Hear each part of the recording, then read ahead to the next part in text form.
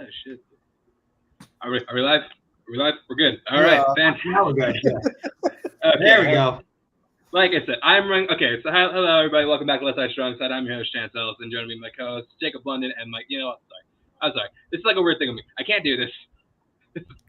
Gotta switch to two of them. There we go. Yes. Welcome back to the episode of Let's Side Strong Side. We're supposed to be on next week, but we were very tired last Tuesday, and we were not in the mood to go on. At least 2/3 of us were not. So we are here today. My background might look a little different now. I have not moved. I am away right now, so my background might look a little weird. I'm running the shoot from my laptop. It might not be our cleanest show, but we're going to have fun anyway. We have a lot of things to talk about today. So much so that we're not even going to talk about all of them, but we're going to talk about some big stories we got going on today. What's going on in the last couple weeks. First one we got to talk about. This is the newest story we're talking about today because we have to address this as football and film fans in general. So we got to talk about the truth about The Blind Side. Oof. So yeah, in case you don't know, and I'm assuming you do. There's a movie that came out in 2009 called The Blind Side. So it's a book about the real life NFL player Michael Orr, who was picked up by this white family and basically like took care of him and helped him get into the NFL, the first round pick for the Baltimore Ravens. Well, first of all, it was already kind of known that this movie was kind of bullshit. What came out 2 days ago was that Orr actually filed a motion in the state of, was it Mississippi, Georgia, somewhere in the south. It's Alabama, right? It was Alabama. Filed a motion in Alabama because it turns out, anyway, one of the big points of that movie is the fact that this family adopted Michael Orr. Turns out that might not be true. At all. Basically, so what Orr is alleging is that he did not sign adopt papers. What he signed was he was strictly signing a conservatorship, which basically gave the Tui family license over his business affairs. And so basically, like, the Blind Side came out, made all this money, and he didn't see a dime of it. It all went to his family. It all went to the family, not really his family. Look, I already knew he didn't like this movie. This just, wow. So even like before, all this came out, like when you listen to Michael Orr, like around the time of it, his whole demeanor and his personality and everything about Michael Orr was like, it seemed off. Something seemed off the whole time when they were promoting the movie. You notice he really didn't do much promoting for it. I think he went to like the premiere or something, and that was about it. And he just was, as a human being, like something about it seemed off the whole time. Yeah. And obviously now we're learning that there's a lot of fabrication going on with it. It's a weird situation. Like, the whole situation with this whole movie is basically a work of fiction. Like, I've seen a lot of discourse about it, on Twitter and stuff today. And like some people are like, Sandra Bullock should be taking her Oscar away. I'm like, that's not what the story is here. That's a little ridiculous. That's a little much. The performances in the movie are nothing to do with what the issue is. The issue is how and why this movie was made. But the movie itself, it exists, and you can't blame anybody who was part of the cast and crew of the movie. That's not about them. It's about the whole total fabrication of how this got made.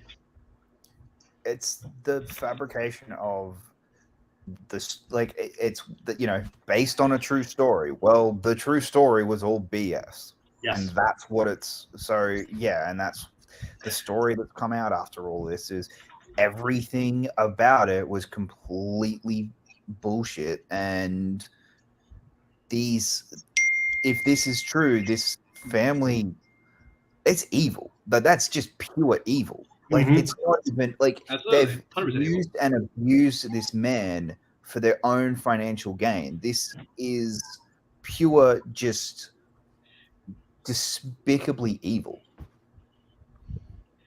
Yeah, absolutely. So I mean, look, if this is true, again, this is also an allegation. They're still trying to like work this out. We barely heard anything from the two, but like they keep repeating the same thing. Which makes you think like this sounds fucking rehearsed. So maybe this is true. But if this is true, I really do hope Michael Orr gets what he deserves, because he did not. And like, keep in mind, as someone who like, I liked The Blind Side when it came out, even like I was a player when the time it came out. Like I I was 11. Okay, I was 11. It's all about Sandy's performance. And the movie itself is not good. It's just she was a very convincing performance. The performance is higher than the movie itself. The movie itself is pretty mediocre. Yeah, it feels like a Lifetime movie, and I also feel like, and this is completely tangent, if they knew Gravity was coming like 4 years later, she definitely would not have won for this. Like she really should have won for Gravity. Yeah, I've always felt like that's Gravity. If they knew Gravity was coming, she would have won for that. But then at the same time, it just would have. Yeah, like that 4-year stretch at the Oscars is a weird 4-year stretch. Mm-hmm. Because like it is. Like I look at it, I go, okay, that year should have 2009 should have gone to Meryl for Julie and Julia. I've always thought that year should have 100% been Meryl's for Julie and Julia, or Carrie's for An Education, one or the other. Or Carey Mulligan, I would give Carey Mulligan. Yeah, and then that the year that and Bullock should have won for Gravity, obviously, but that would have taken away Kate's, and it's just like, there's a whole bunch of swapping that should have happened around that time. But anyway, because I did not like Meryl winning in 11 for The Help. Bottom line. No, for Iron Lady. Iron Lady, she won for that. Oh yeah, for not Help. Sorry, for Iron Lady. Yeah. The Help was later. Yeah. Bottom line. Blindside. Bad movie. Yeah. And bad family. Yes. Moving on to our next actual football story. Zach Martin was in a holdout with the Dallas Cowboys. That's the thing we would have talked about last week when we did the show. He was still holding out. As of right now, though, the holdout is over. He has signed a new deal with the Dallas Cowboys. 2 years, $36 million. Not sure if he's the high-paid guard in football, but he's definitely up there. I mean, this is deserved. I would argue he's the best player on this offense. Yeah, so it's funny that he's coming up because I literally just watched 2 or 3 nights ago the Johnny Manziel special on The Untold on Netflix. And if everybody remembers, Jerry Jones wanted Johnny Manziel, and everybody else in the organization said, get Zach Martin. And boy, did they make the right move there. This is the best player the Cowboys have had on their team in ages. He is by far the best player the Cowboys have drafted, since the 90s. And he's an elite guard. He's worth every single penny they gave him. I really can't say enough about how invaluable he is to that team. So they had to do it. They did it. They got it done. He's probably approaching the twilight of his career, but that's a Hall of Famer right there. And you 100% make this deal 10 out of 10 times.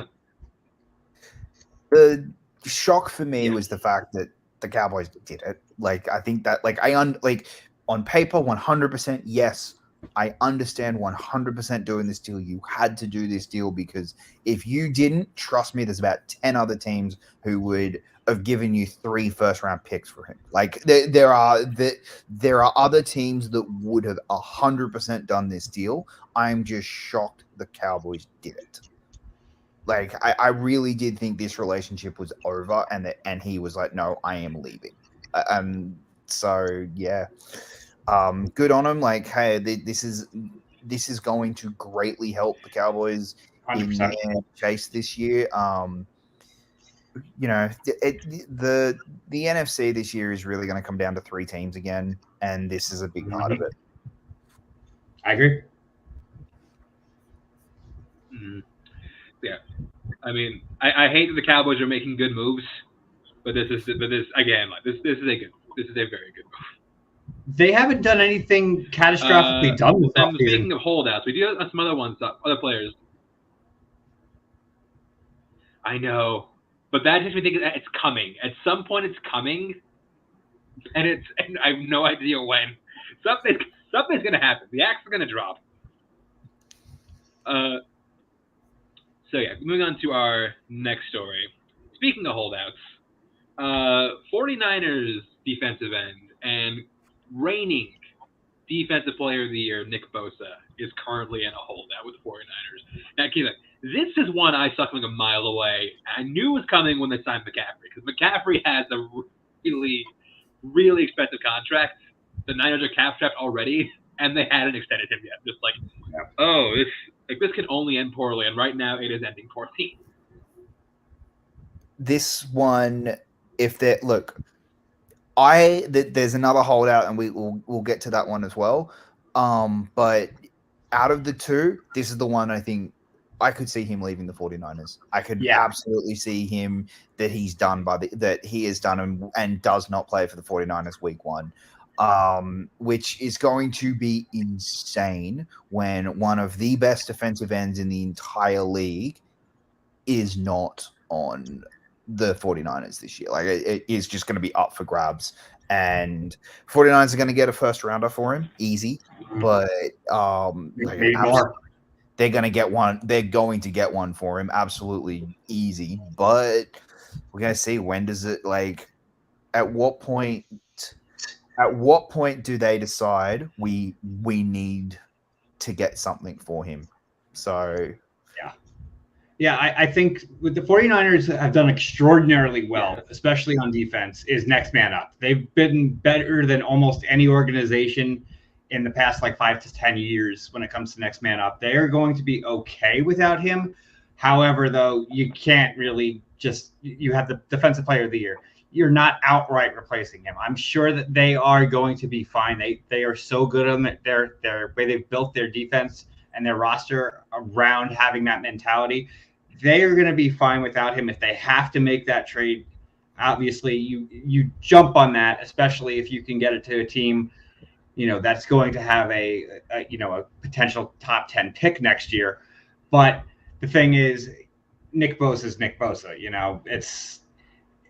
That's the equivalent. They took McCaffrey on offense, and yes, 100% that deal hurt them.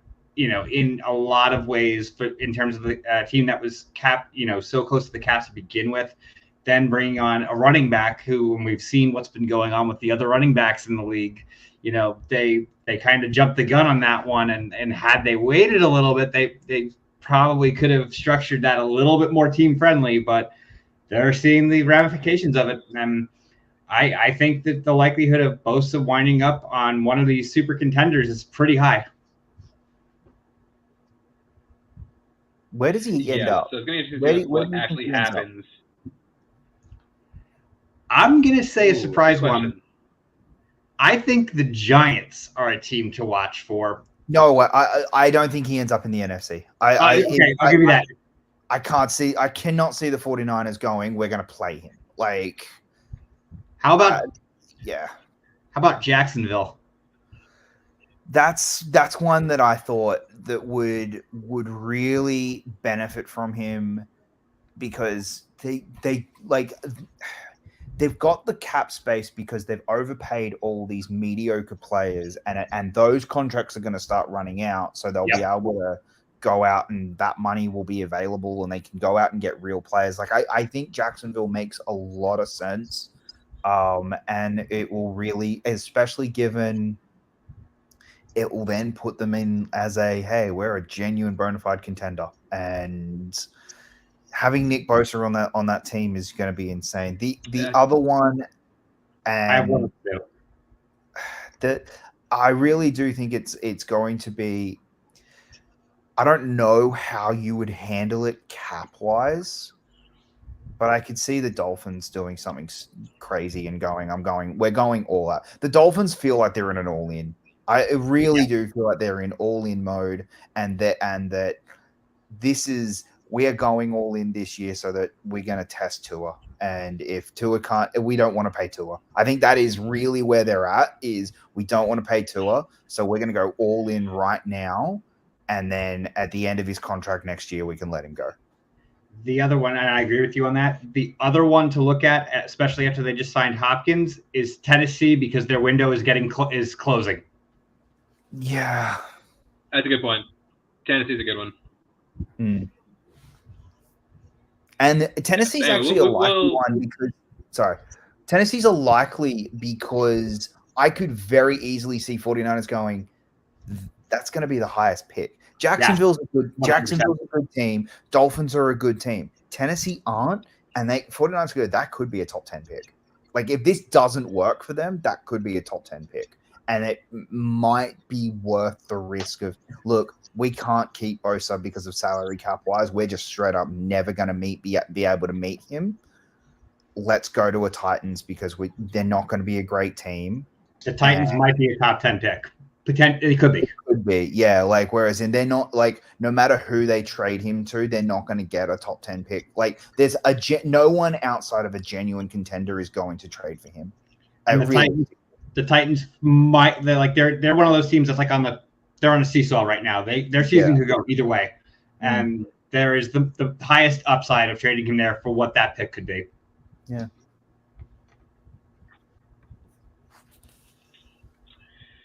Yeah.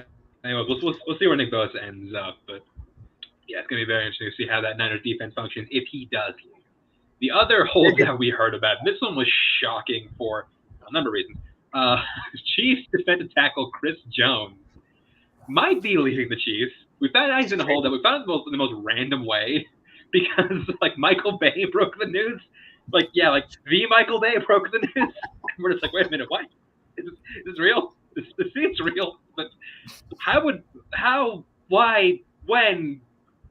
no, like I need like a lot of answers for this, but Chris Jones might be potentially holding out for the Chiefs, which if he does, and say he leaves, that's going to be a blow for that team. Yes.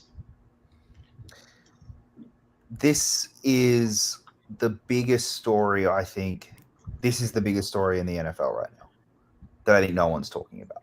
Of Chris Jones is the third most important player on that team.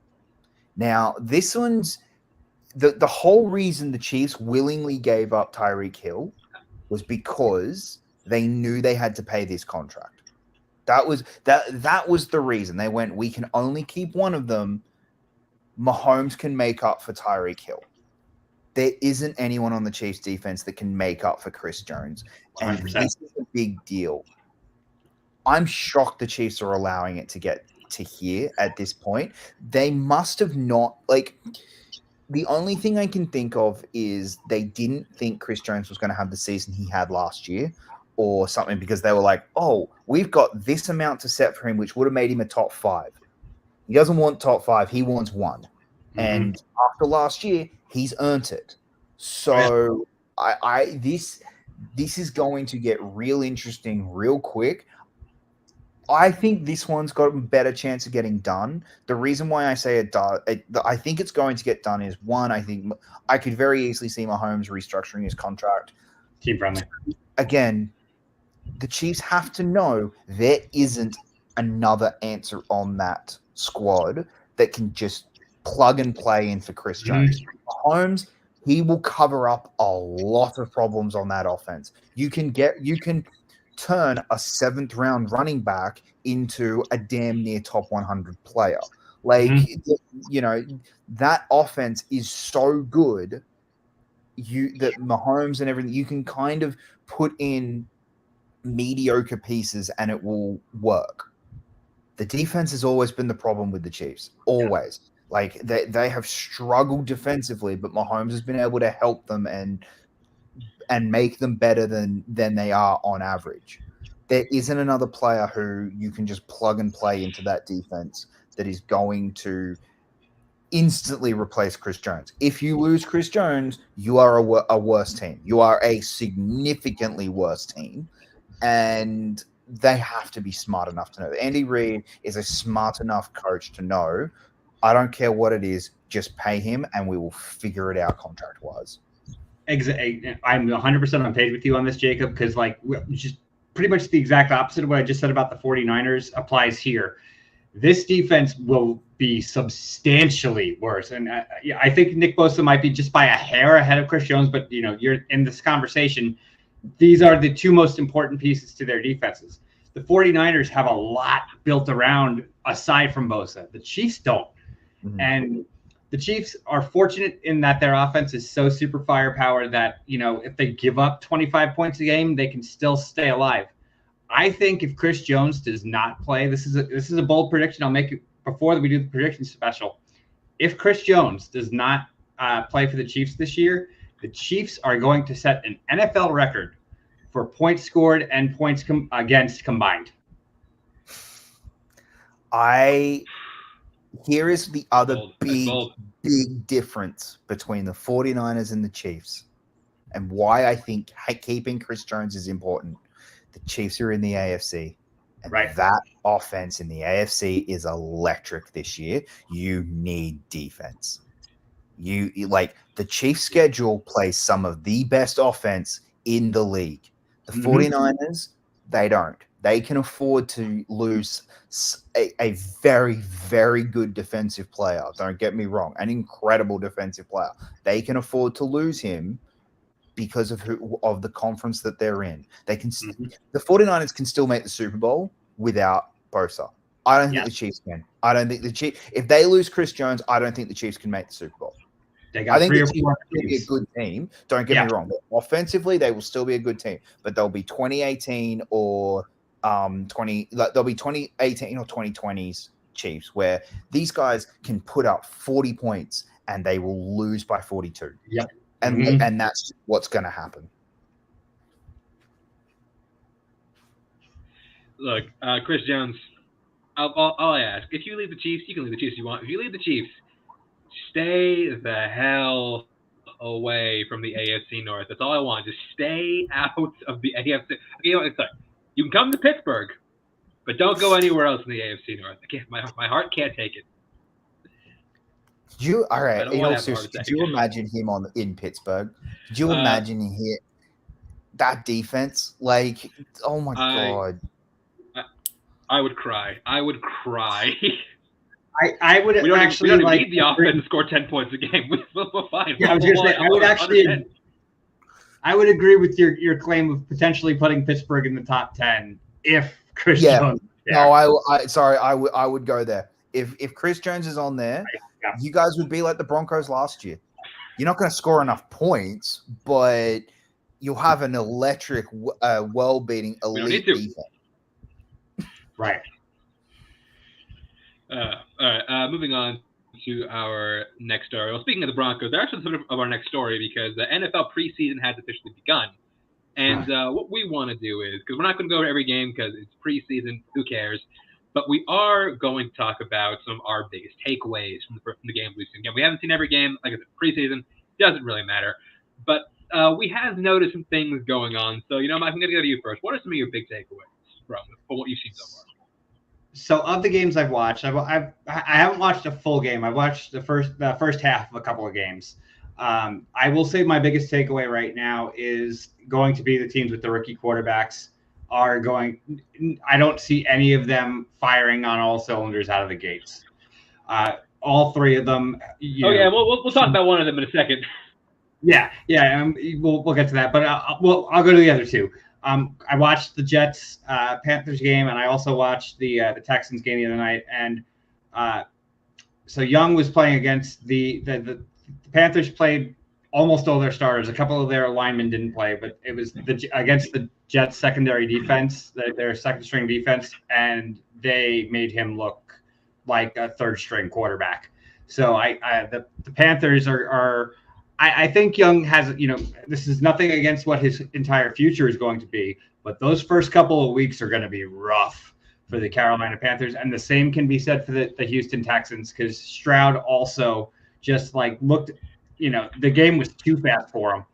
Yeah. And both of those teams, I think the Texans, Stroud, unfortunately for Stroud, there's not much around that team. I think that he has to build around. Whereas the Panthers, again, while not a juggernaut, I think that Young is in a better situation with the weapons he has around him.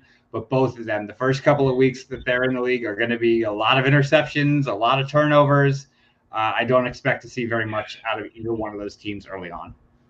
Yeah, just jumping off that because I think I'm the one who watched the most of the games because I watched three full games. I watched the Patriots Texans one fully, the Broncos Cardinals one fully, and the Chargers Rams one fully. biggest takeaway from that Patriots Texans game was, oh my god, like everything we thought was that's another thing. The Patriots offense is still really bad. And that defense is going to be very good. So look, they didn't play Mac. They didn't play their starters on offense, but they played their starters on defense. So we'll see what happens there. Yeah, Stroud's going to struggle for the first couple of weeks. The Texans, again, they're in a rebuild year still, very clearly. If they win 4, I'll be shocked. Again, I don't understand why they traded their first. Like, don't get me wrong. Like, Carter is going to be great, but I don't understand why they traded their first for him. Oh, like, Anderson? Yeah. Anderson. Sorry. No, that's right. Yeah. Carter's on the Eagles. Carter's on the Eagles, yeah. I don't understand why they traded that. Oh, no, I disagree on this, because the reason I disagree is with the rebuild going on, you're getting the guy in the house. That guy looks like he's generational. And when you have the opportunity to get someone like that, you don't know what's going to come out next year. You don't know where your position is going to be. I was not mad at them for making that trade at all. I actually really like that. Sure, they gave up that pick, but when you're able to get him, I do that move. Yeah, the way they're looking, they could have the 1 or 2 this year, and I just go, man, if you had that, especially given who's coming through this year. Yeah. Anyway. But my big takeaway from this, Sean Payton bit off way more than he can chew, and they're in for a rough year. When Wilson had time, he looked good. And as someone who was really knocked on Wilson, I'll give him that. When he had time. That's my biggest point of contention with the Broncos right now. Yeah. When he had time, he looked very good. The problem is that O-line was awful. And I think that O-line was bad, and that was against Arizona. What's going to happen when they go up against the Steelers? When they go up against Chris Jones and the Chiefs twice? When they go up against Joey Bosa and Khalil Mack? What happens when they go up against the Raiders, like Max Crosby twice? There are 6 games with really good defenses that they have to play. I don't know. Like, I'm really worried. You left out the Jets and the Bills there, and the Dolphins. They have to play them all. Exactly. Like, these are teams that was just in their division, and then they have to play other teams. I really do think Sean Payton has bitten off way more than he can chew here, because that O-line is bad. Mm-hmm. And Russell Wilson, like, when he looked bad when he didn't have time. And that's always, we haven't seen Russell Wilson. The last 2 years of his career are his 2 worst years. What's the one thing that's happened in those last 2 years? He hasn't had an O-line. He ain't gonna have one.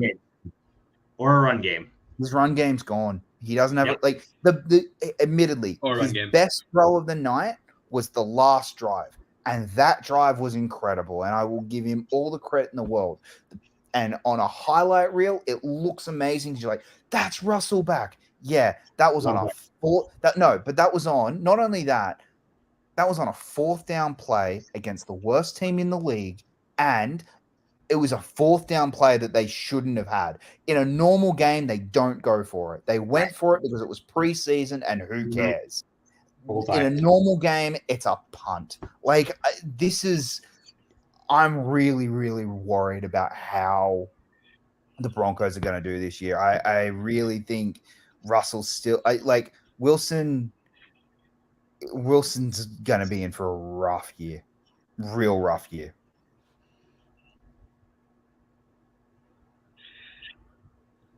First of all, let me just say, I'm on a bit of a delay, so if I have off responses, that's part of the reason. Yeah, you're a good 2 seconds behind. One big takeaway was the Broncos in a lot of areas. Like the offense, that's what I figured. So yeah, the offensive line was not great. McGlinchey didn't play; he had an injury. Ben Powers looked like he was not a highly paid guard in the NFL. and Garrett Bowles went back to 2019 Garrett Bowles form, which is not good. Secondly, with the Broncos though, what I did notice was another problem they're going to have like right now is kicking. They let go of Brandon McManus, but they brought in Brett Maher and another guy who both of them kept missing kicks. They were they were bad misses. Like they weren't like could be rough. They were bad. They were really bad kicks. So yeah, they're like I said, Broncos are in for a rough year. I still think the Raiders will be worse, but I agree. Oof, there's an argument. There's an argument right now. I agree. And the thing with the Broncos, like they're going to be bad. The takeaways from that I had. No, I'll go quick, Chance. They're going to be bad, but they're not going to be like epically bad the way teams like Arizona and Indianapolis and Houston are. But they are like, if they get past pick 11 in the draft next year, I'll be shocked. Same.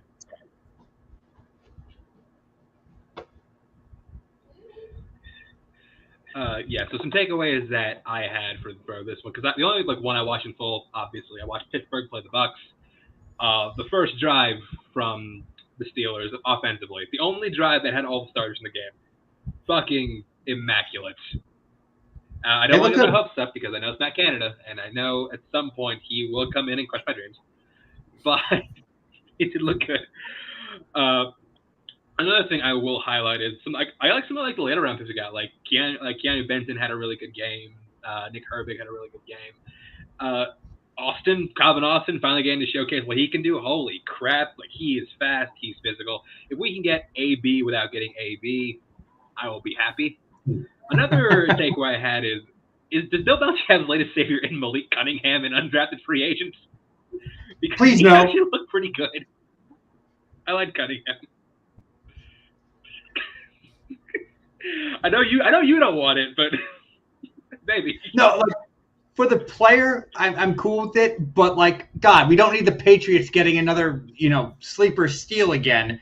No, they don't. Please don't let this happen again.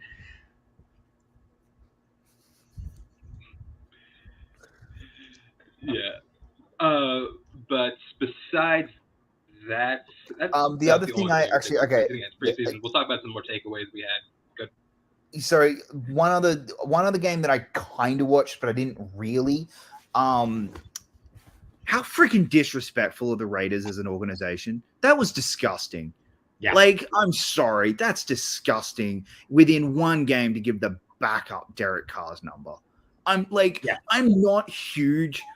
Like, I understand why he had to get rid of Derek Carr, and I'm not Derek Carr's biggest fan in the entire world, but that was disgusting. That was straight up disgusting. Like he has bled heart and soul for the Raiders for the last decade. He has been one of the biggest reasons why that team has actually had some form of relevancy for the last decade. And you trade him. Fine, you trade him. I get it. And I'm not saying retire the freaking number, but you don't give it to the backup 1 week in. Yeah, I concur. Like Derek Carr is for that organization, for the past whatever, he got drafted in 2014, 15. I don't know exactly. 14, I think. Yeah. So like for Derek Carr, the past 8-9 years was the heart of that team. Regardless of their record, he was the heart of the team. He was the face of the team. And I've never heard anybody, player, coach, broadcaster, say anything negative about Derek Carr, the person. And so in that regard, I 100% agree with you, Jacob. Derek Carr for the Saints, I think it's a good pickup. I hope I have a better reaction time now that I'm doing this. We're just saying how disrespectful. Like I thought what the Raiders did was just incredibly disrespectful. No, yeah, I picked that up, and also like Derek Carr for the Saints, I actually think is like a really good pickup. It's gonna really help the team. Too. I think they looked good. He looked good. He looked really good. I think the Saints looked pretty good. I think that division is horrific. Very real chance the Saints are going to go into the playoffs next year. Absolutely, it's theirs to lose. I think. Based on talent you watch. Yeah. Yeah. Yeah. I think it was. Oh, the other. Okay. that's the other big takeaway. Just from this week, I know is Justin Fields, perfect game. The weirdest stat line I've ever. I think I saw too. Like Justin Fields is the only guy who can go 3 for 3 for 128 yards and 2 touchdowns and still get hate for it. His yards in the air were like 10. No, it wasn't even that. It was -7. -7 yards. Oh, that was hilarious. But yeah, look, obviously it's preseason, not a big thing to take away. The single greatest touchdown I think I've ever seen in my entire life in the Cowboys-Jags one. Yes. That was the preseason Patrick Mahomes. Who is this dude? Yeah, who is this kid? But the only thing that'll make that better. The only thing that'll make that better is if that play ended the Cowboys season. I want their season to end exactly like that. Third year in a row of just this. What the fuck? Are you kidding me? Play that ends their season. Yeah. All right. Anyway. So those are together from preseason. We did get one. We got one more, but you say that because this could be its own story. We did get word at the last speculation. A lot of wondering like what's going to happen. Well, we got the official news. Anthony Richardson will be starting week 1. Which is a piece of news story we all saw. We're just like, oh dear God, no. The Colts just sunk in my power rankings with that announcement. Look, poor kid. We can all agree. Only terrible things can happen from doing this. He's not ready. Like he's not. This is gonna hurt. They're gonna ruin this kid. They're gonna ruin him. And hey, guys, hopefully in 5 or 6 years he can be Geno Smith. Hopefully. That's if I'm his agent, that's what I'm saying. I'm saying don't sign a contract. We're not going to extend. And hopefully 5 years from now, you're Geno Smith, maybe. That's like the hope. There's a difference. There's a difference between him and Geno Smith. Geno Smith lit the world on fire in college. Like he was. Richardson did not. That's the problem. Richardson is all projection. There's nothing about Richardson other than speculation right now that says this guy is going to be anything in the NFL. I said this to Bethany earlier tonight about him because I brought it up. I said that to her and she's like, oh my God, because obviously she's a diehard Gators fan. She watched him. She's like, that's the dumbest thing I've heard in ages. Think about what would have happened to Mahomes and Lamar had they gone right in. Straight in. No way in hell either one of them are the player they are right now if they had not had that one learning season. He needed that more than they did, more than either of them did. And wow. Yeah. Richardson right now, again, if he comes out, he's great. We will all sit up here. We will all eat our words. Yeah. But right now, Richardson is on track to be Not Stock's player of the week for week 1. Oh, I'm going to go bold again. I'm going to do another bold prediction. I'm going to say that the Colts as an organization have the lowest passing yards in the league this year. It's possible. Because, even in preseason, he didn't look great. He had, one, really excellent throw that Pierce dropped. Mm-hmm. But, even aside from that, he didn't look that impressive. No, not at all. Man, we'll see how this turns out because, I think we can all agree. Look, we disagree on a lot. We can all agree this is a horrible decision. Oh, it's an awful decision. This is going back a story, but one other big takeaway from this weekend that we didn't mention now that we're talking quarterbacks. Trey Lance is done in the 49ers. Right? Trey Lance had Trade him. The worst touchdown I've maybe ever seen. They have to trade him. They have to try and get something back for him. This is untenable at this point. You can't keep him in this organization.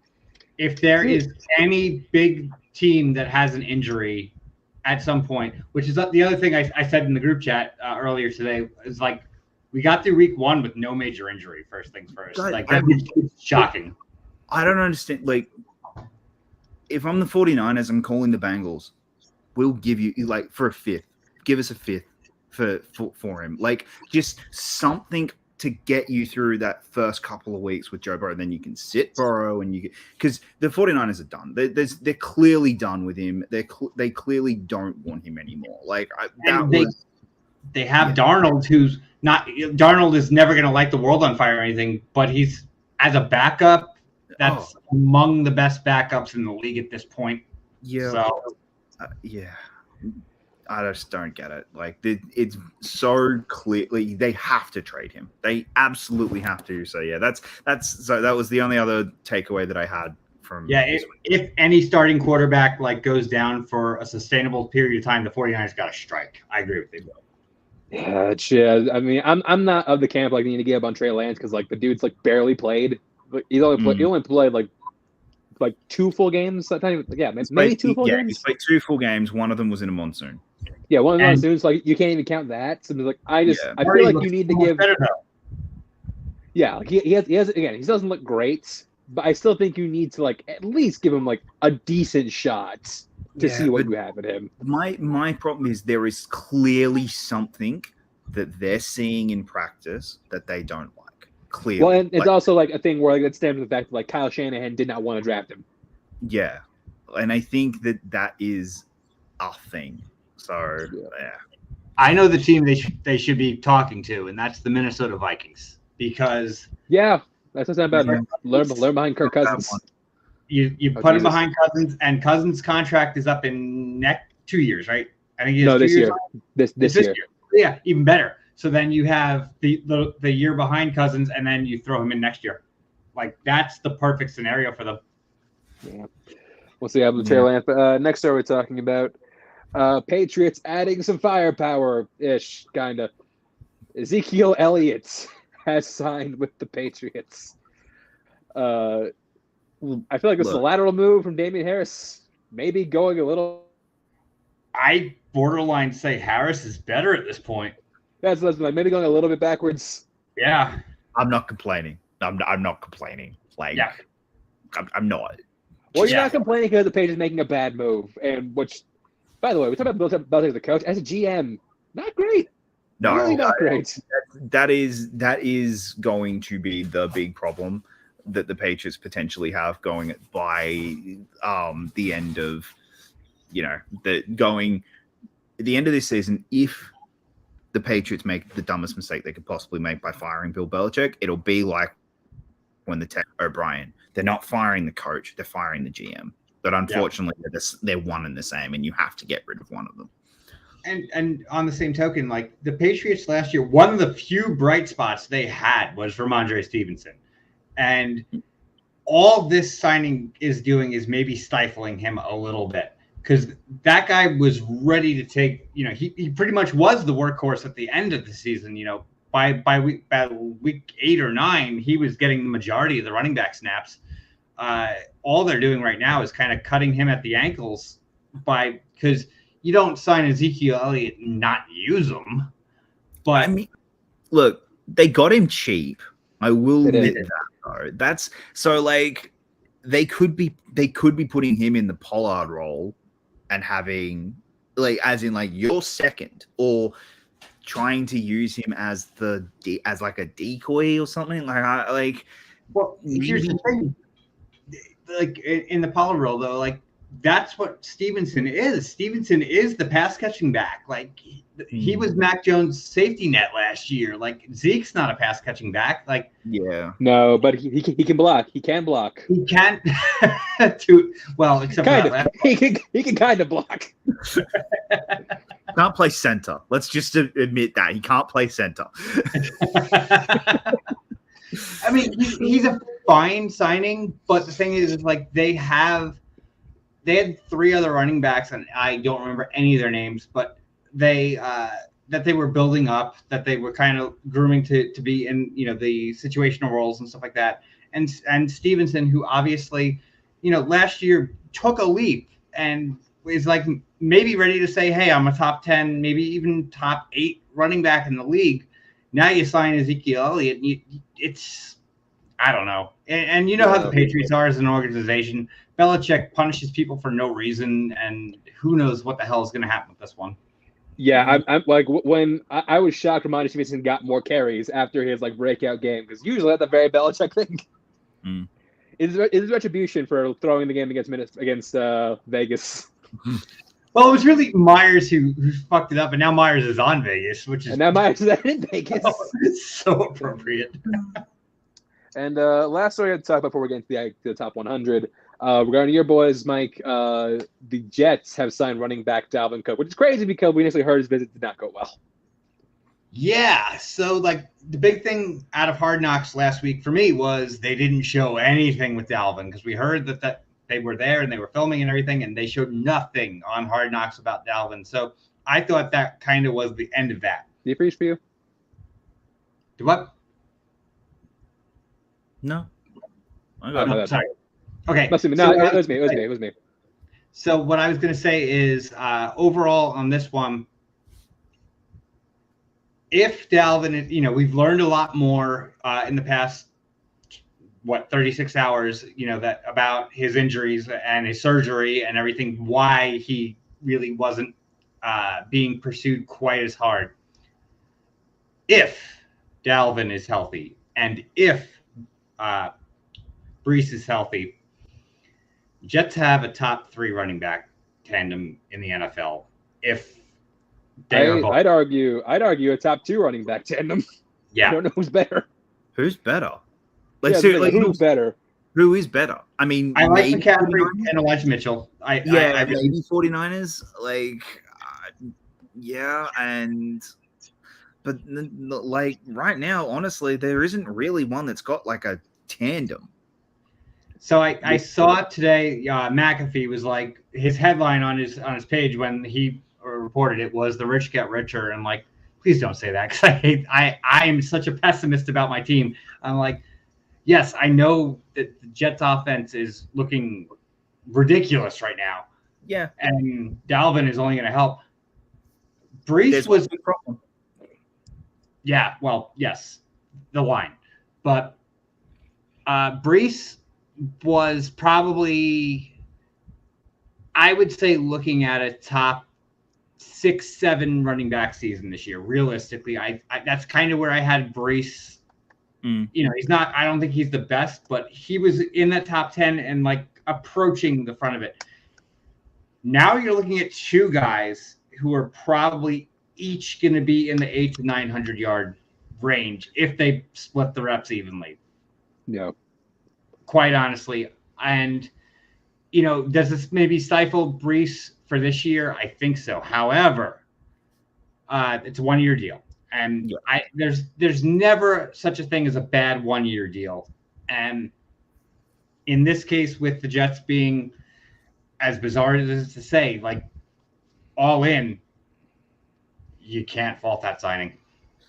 Look, it's the signing you had to make. It's the one that we all knew they were going to make. And it's the one that made the most sense. And it's like, okay, I get it, 100%. You have to do this. You're right. It's a 1-year deal. That was intelligent. It's not an expensive 1-year deal either. Right. Like, it's a good 1-year deal. Like, I get all of this. You're going 6.5 guaranteed, I think. Yeah, but you're going into a year where basically every single running back has this giant ass chip on their shoulder of like, hey, we have to prove that this position means something. 100%, I get all of that. The biggest problem with that, the Jets though, is that O-line, and running backs need a good O-line. Like they need a good O-line. The good news is they're getting AVT back this year. Yeah. Oh, and AVT's my boy, so I'm excited to see them with him. And Becton is a question mark. But, so that's, like I said, that is the big concern. That is the single biggest concern for the Jets is that O-line and how much of an impact is that going to have on the rest of that team. Because you're right, every other position, you're very, very covered. I think in every other position right now, you're covered and you are genuinely very good. O-line, I'm worried about. So here's the question with the Jets now, because now they have 5 running backs. The likelihood of one of them getting traded has got to be pretty high.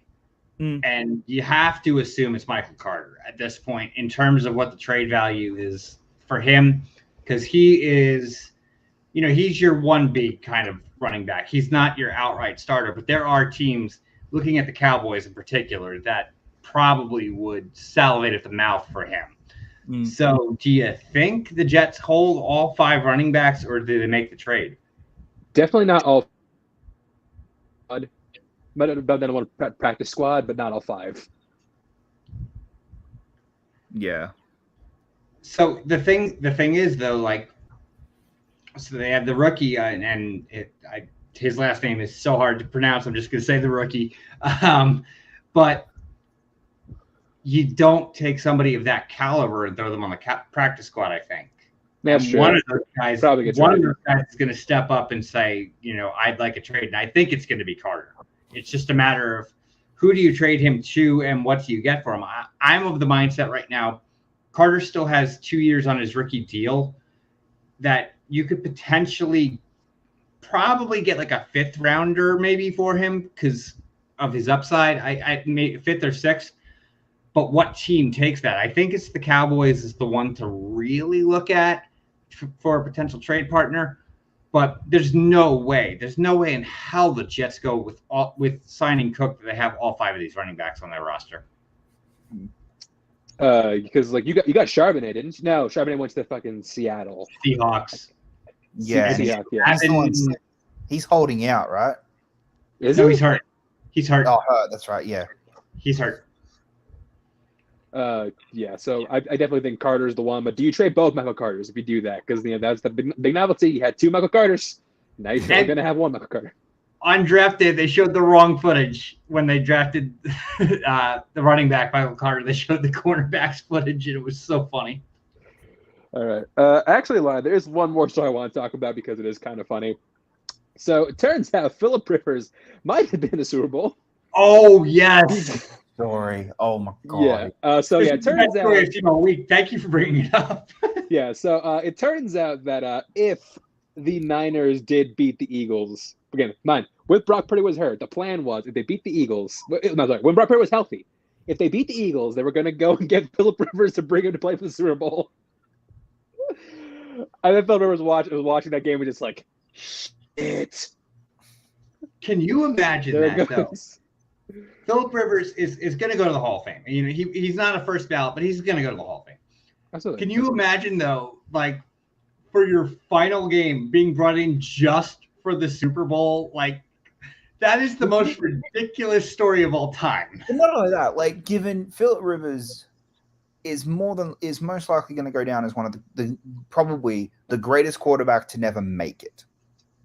Like yeah, what's his name has to Dan Marino. Dan Marino made it. Marino never. Yeah, Marino has never win.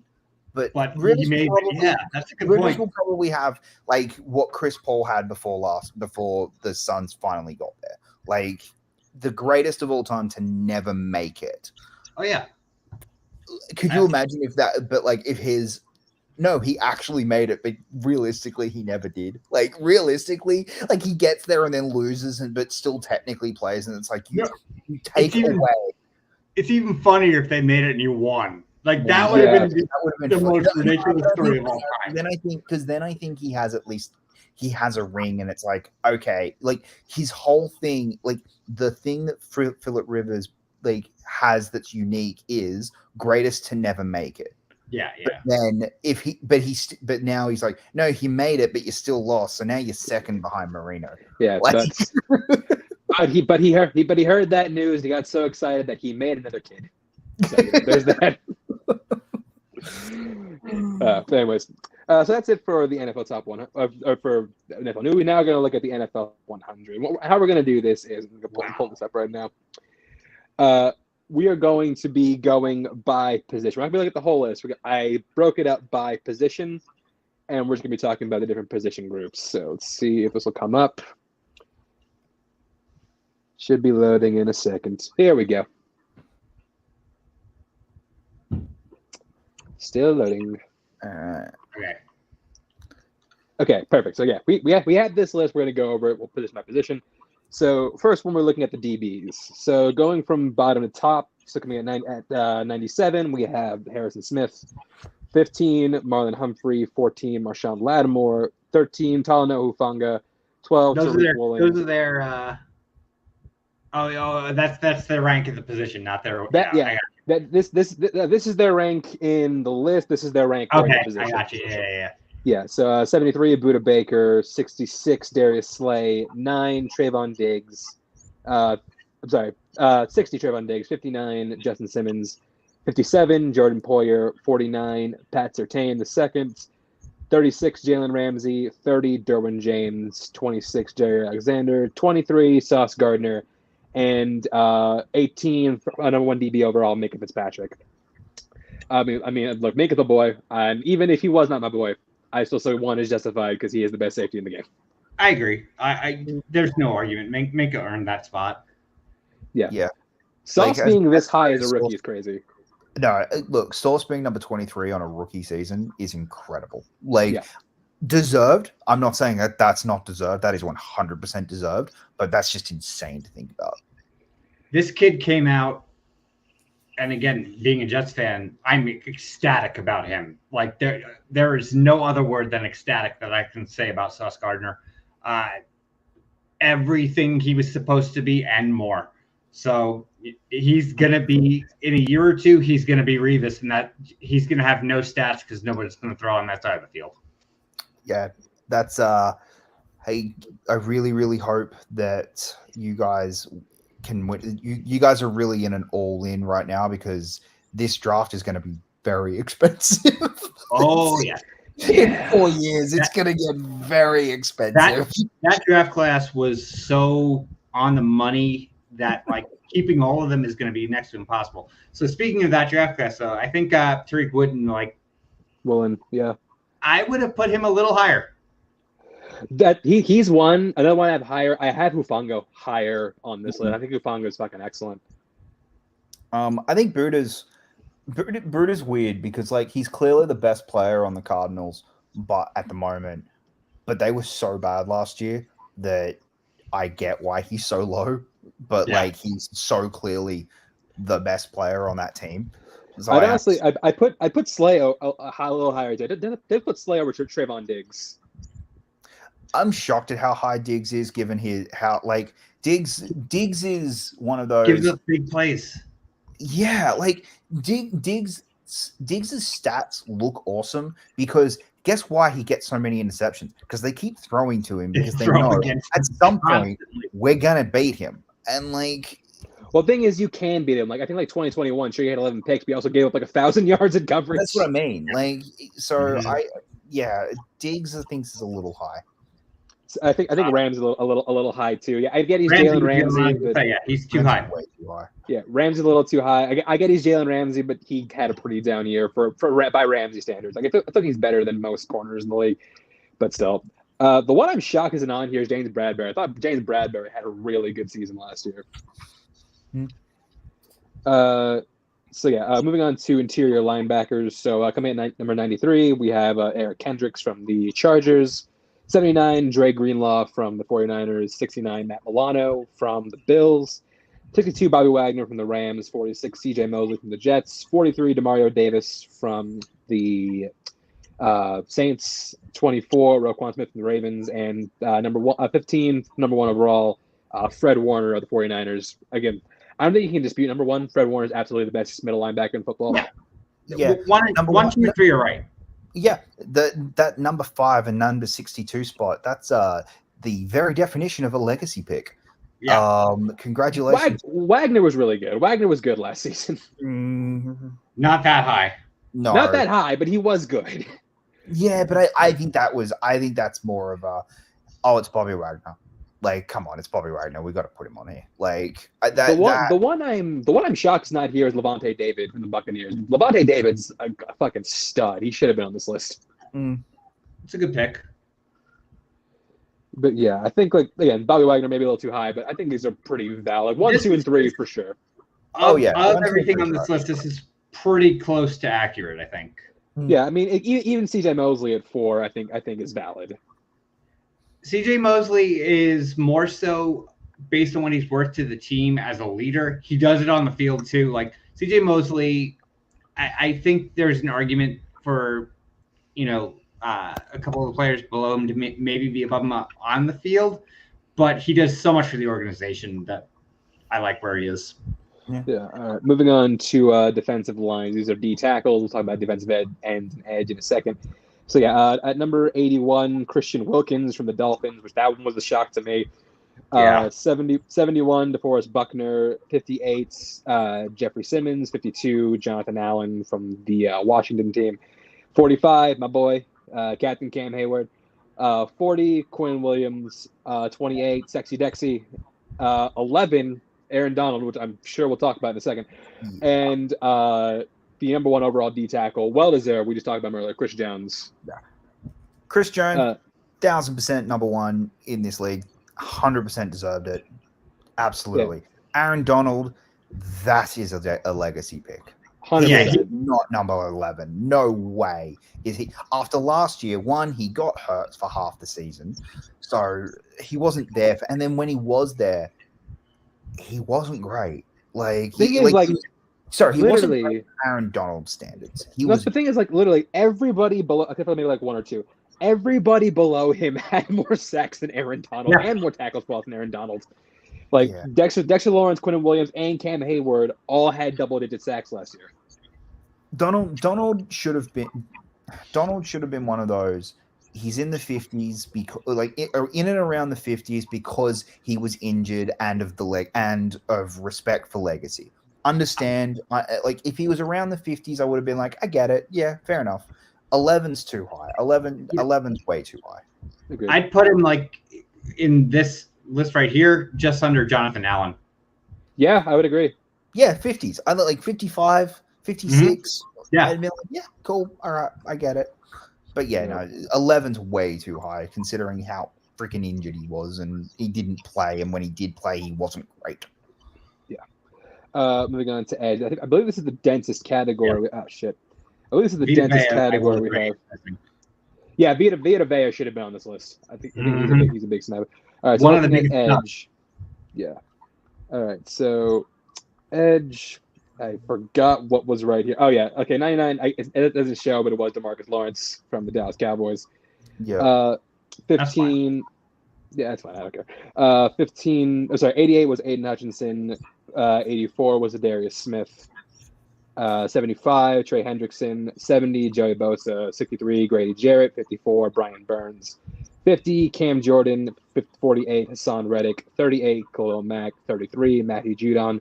27, my Lord and Savior, TJ Watt. 20, Myles Garrett. 17, Max Crosby. 9, Micah Parsons. And number 4, number 1 overall, Nick Bosa. So it's funny when you do it like this, because I remember when this list first came out, I went, wow, TJ Watt's so low. He's too low. I look at this list now and I go, given how injured he was, I can't have him above anyone else. Any of the other 4, yeah. Yeah. It's right.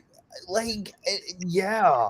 TJ Watt's if TJ Watt played the entire season, I guarantee he'd be higher on this list, but I can't get mad at this placement. Considering around Crosby, I think.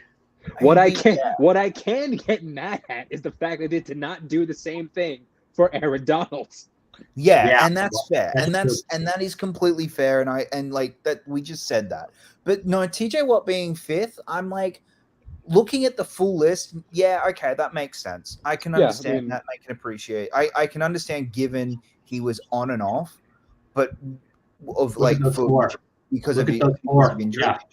But when he was on, holy shit! Yeah, if TJ Watt played the entire season, I guarantee you he would have been top 10. I promise you, he would have been top 10. He would probably kicked Micah down a little. He absolutely kicked Micah Parsons down because he is better than Micah Parsons. But yeah, Micah Parsons is a beast. I'm not going to argue against Micah Parsons. Look, Micah Parsons is all right, but he disappears too much. He disappears. He's all right, but come on. He's a Cowboys player. Crosby knocks more sacks than him. Myles Garrett knocks more sacks than him. Matt Judon knocks more sacks than him. Come on. Let's be real. Let's be upfront. I'm talking about production. Mike Parsons did produce more than these people. I don't know why he's. I mean, I get why, but I think it's a little pricey. But other than that, I think these are pretty solid. Maybe Khalil Mack's a little too high, but I think it's pretty solid. Yeah, Khalil's probably a little bit too high, but at the same time, that one I can understand. All right, moving on to offensive line. So at command number 98, we had Tristan Wirfs of the Bucks. 87, Chris Lindstrom from the Falcons. 85, Laramie Tunsil from the Texans. 83, Teron Armstead from the Dolphins. 68, the aforementioned Zach Martin from the Cowboys. 41, Lane Johnson from the Eagles. 37, Jason Kelsey, also from the Eagles. And number 14, number 1 overall, weirdly enough, did not move from this year to the last. It's Trent Williams of the 49ers. I'm okay. Where Kelsey is makes sense. I am shocked he's 37 though. I'm shocked he's the only center on this list. Yeah. I thought Creed Humphrey made a good argument, but like the one that's not here, I think biggest snub of this entire list for me is Andrew Thomas from the Giants. Yeah. Andrew Thomas was a fucking stud last season. Yeah. And again, he should have been on this list. Super high, but to make the 100, I agree. Yeah. But overall, this is a pretty good list. I'm just, again, like, I think it's O-lineman has to be, again, outside of running back, given what they're going through right now, but O-lineman has to be one of the most, like, just underappreciated roles in the league of how important they are. Yeah. Of just, like the fact that, you know, we don't, the number one position doesn't have a top 10 pick. And, you know, it's barely in the top 15. And then the next one is over 37. Yeah, is 20 away from that. Like, that's pretty disrespectful. I would have put Kelsey. I put Kelsey top 25. Absolutely. Kelsey's a top 20 player in this league right now. Like, 100%. Absolutely. He is so important to that Eagles team. Like, to the point where if he announced his retirement last year, Eagles Super Bowl odds drop by, like, a lot. Oh, absolutely. 1,000%.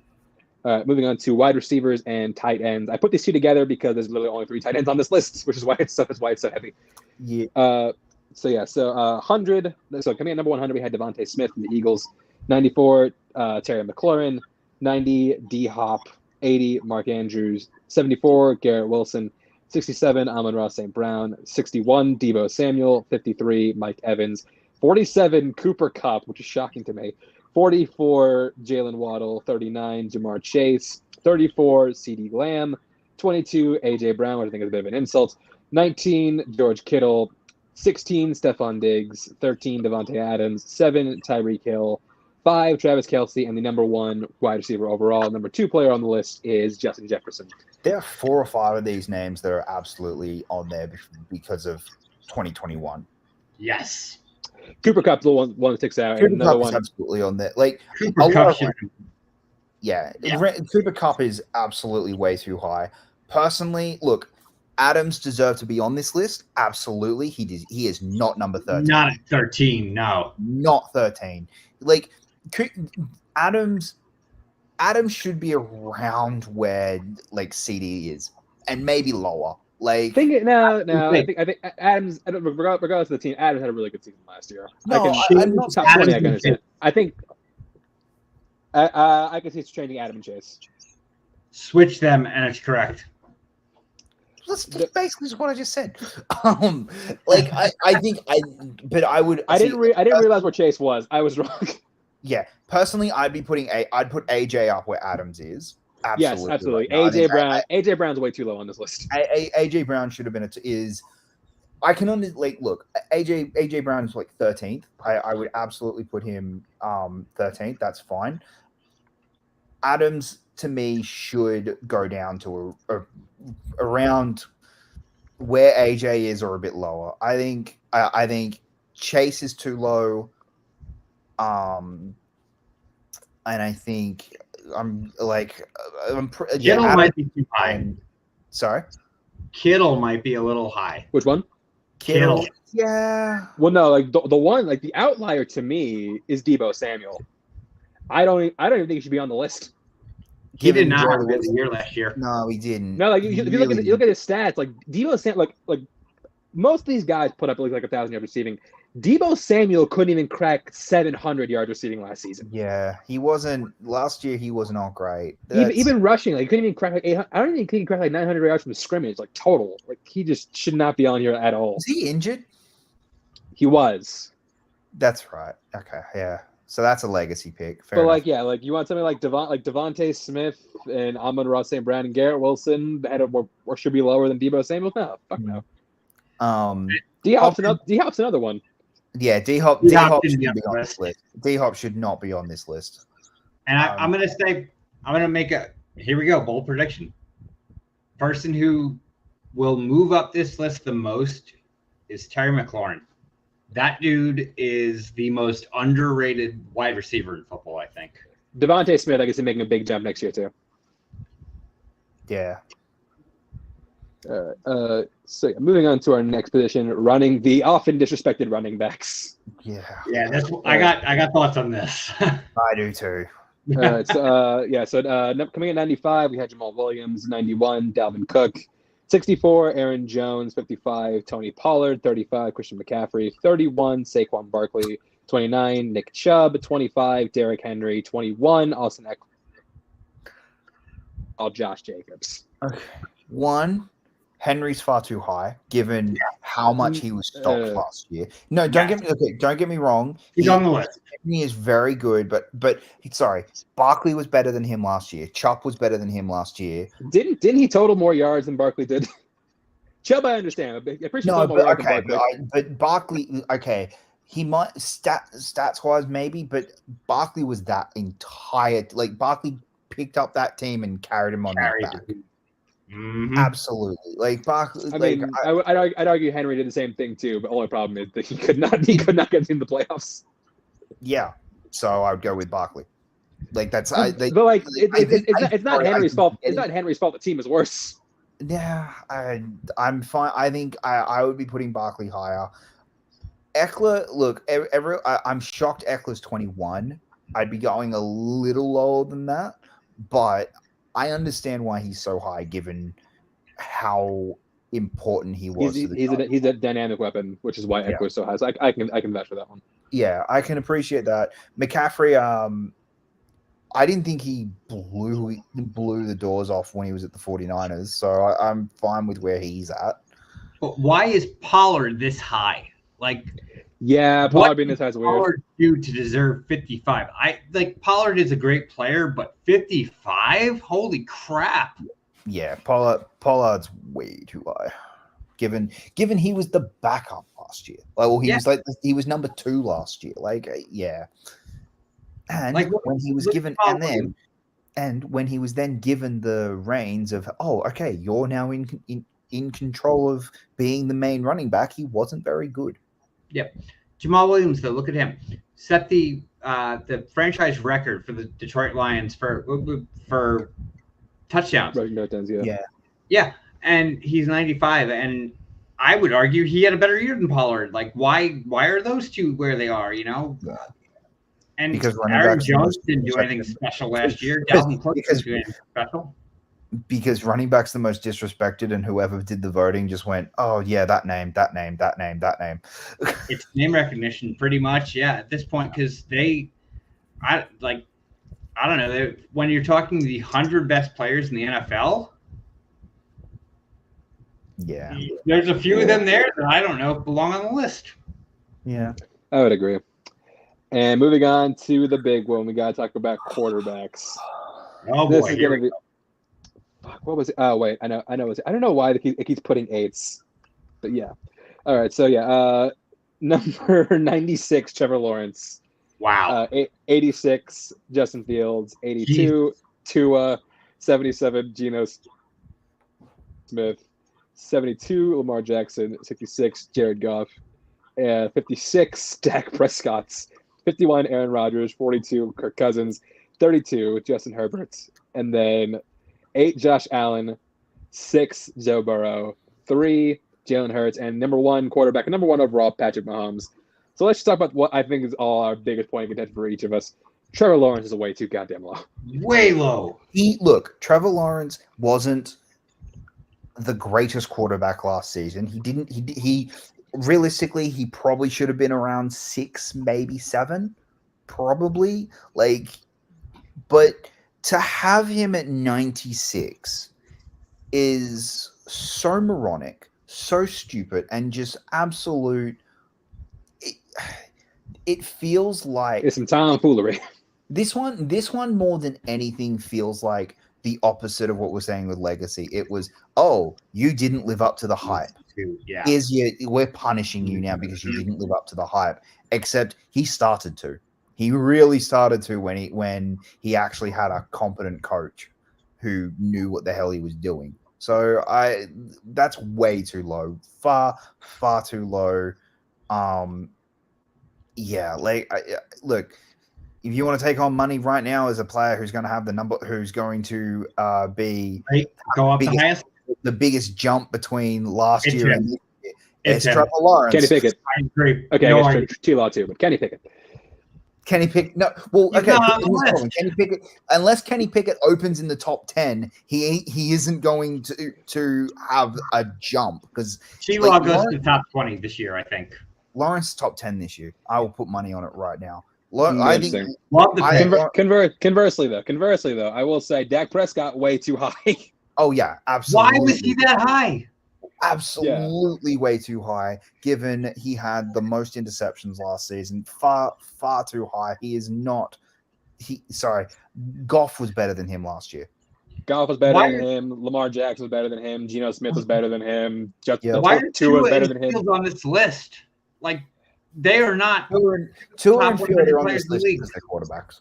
Tua and Field are on this list because they're quarterbacks. That's the only. They are not. They are not two of the top 100s. Look, we talk about social media. We both remember the argument like Justin Herbert's a social media quarterback, whatever the fuck that means. Justin Fields is a social media quarterback.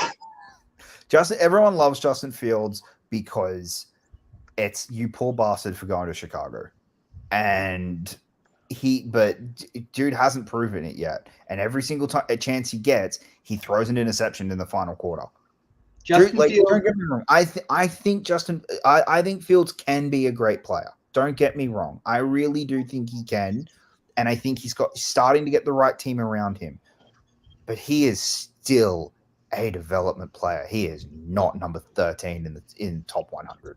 Like, he's 86. He's not okay, but he's not. All right, sorry. He's not in the 80s. Not on the 100. He's not on the 100, but he's definitely on the fucking 80s.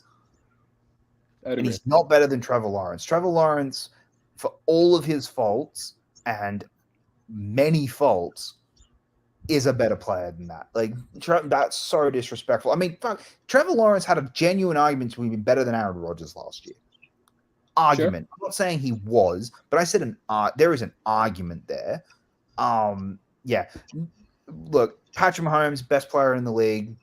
He is the best player in the league right now. There's no argument. Right, he's the face of the entire organization and the entire league, the entire NFL. Yeah, there is going to be.